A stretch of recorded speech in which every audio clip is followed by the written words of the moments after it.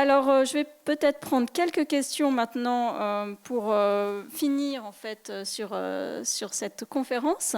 Donc Stéphane, il a été dit qu'il y avait un certain nombre d'exigences qui étaient liées au signalement de cas de fraude ou de suspicion de fraude dans le domaine fiscal, mais comment les intermédiaires peuvent mener à bien ce type de signalement n'étant pas eux-mêmes spécialisés ou agents du fisc?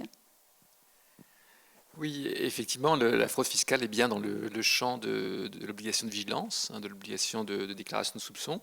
Avec c'est un cas un peu particulier puisque d'abord il faut souligner que comme dans tous les cas, il ne s'agit pas nécessairement d'avoir une certitude qu'il s'agit de fraude fiscale, c'est de bonnes raisons de soupçonner. Donc ça peut être simplement un doute. Et par ailleurs, et contrairement aux autres domaines de l'obligation de déclaration de soupçon, il y a la nécessité de différents critères qui sont précisés par décret, comme l'avait indiqué Tracfin cet après-midi. Quelques exemples un peu concrets. Donc, il s'agit par exemple de l'utilisation d'une société écran qui s'interpose, ou bien de difficultés à identifier les bénéficiaires effectifs, aussi de problèmes de l'utilisation de pays étrangers, l'implication dans l'opération de pays étrangers sans que ça s'explique de manière économique.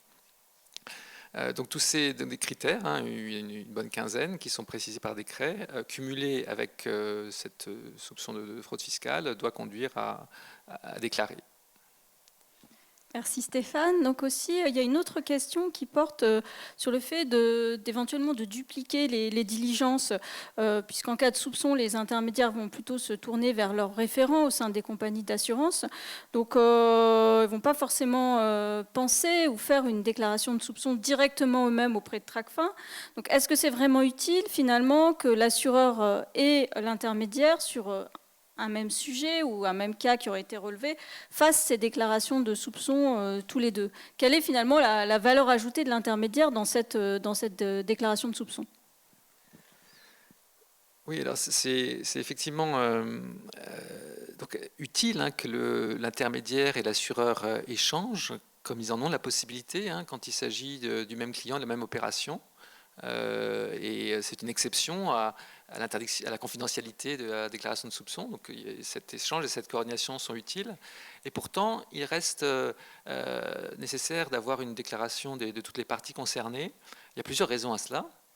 L'une, comme l'a mentionné Tracfin, et je peux insister peut-être davantage dessus, c'est cette protection juridique qu'offre la déclaration de soupçon. C'est-à-dire que si ce soupçon est avéré, et si les sommes proviennent effectivement d'une infraction, le fait d'aider à la convertir, c'est du blanchiment, c'est un délit pénal, et les intermédiaires financiers sont passibles même de condamnation pénale. Mais le fait de l'avoir dénoncé de bonne foi est une protection contre ce risque pénal. Donc il est important que le courtier lui aussi fasse la déclaration.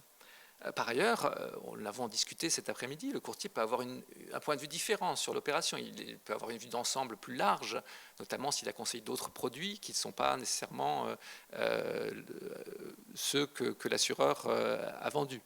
Et donc ces différents motifs expliquent la nécessité que le courtier aussi se sente concerné par cette obligation de déclaration de soupçon. Merci beaucoup Stéphane. Je vais me tourner maintenant vers toi Flore. Tu as évoqué les diligences que nous attendons de la part des professionnels en matière de commercialisation d'assurance obsèques.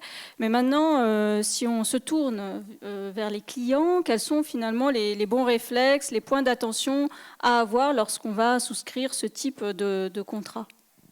Donc en effet, Nathalie, si on se place maintenant du point de vue du client, et peut-être pour faire écho à la présentation que nous avons faite tout à l'heure, l'un des principaux points d'attention sur lequel donc je voudrais commencer, c'est donc tout ce qui a trait, en particulier par exemple bien regarder tout ce qui est périodicité et durée de versement des cotisations, en particulier donc en ayant en tête les problématiques d'âge et de montant de capital que vous voulez constituer dans votre contrat.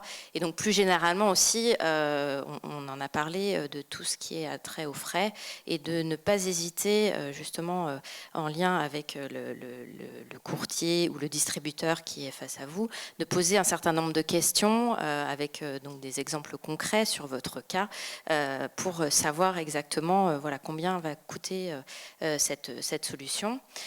Deuxième point d'attention peut-être qui a trait au tout ce qui est délai de carence et plus généralement aux exclusions de garantie pour voir justement les cas où vous pourriez être concerné en regard de votre situation personnelle.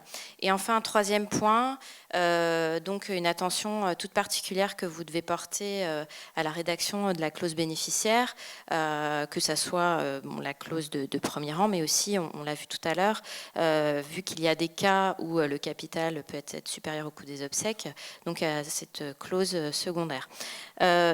Plus généralement, en fait, au-delà même du contrat, j'attirais l'attention en fait du client sur la nécessité, qu'une fois que le contrat est signé, de pas nécessairement on va peut-être le mettre dans un coin parce que c'est pas nécessairement le sujet dont on a envie de parler tous les jours, mais également quand même d'alerter vos proches sur l'existence de ces contrats pour qu'ils soient bénéficiaires ou pas d'ailleurs, mais pour que le jour de votre décès, ils aient en tête l'existence de ce contrat et qu'ils puissent se rapprocher justement des prestataires funéraires, de l'assureur, pour en fait leur permettre de ne pas avancer les fonds. Ce qui me fait penser, en fait, plus généralement, n'hésitez pas, la CPR a fait un communiqué de presse en 2019, justement sur les bons réflexes à avoir concernant l'assurance obsèques, et également, je vais faire un peu de publicité pour le site ABUS que nous mettons à jour régulièrement, et où également il y a une rubrique sur les contrats obsèques. Merci beaucoup Flore et merci à tous nos intervenants de cet après-midi. Donc cette conférence touche désormais à sa fin et donc nous vous souhaitons bon courage pour traverser la période actuelle tout en servant au mieux les intérêts de vos clients. Et nous vous disons à bientôt pour une prochaine conférence de la CPR, on l'espère en physique.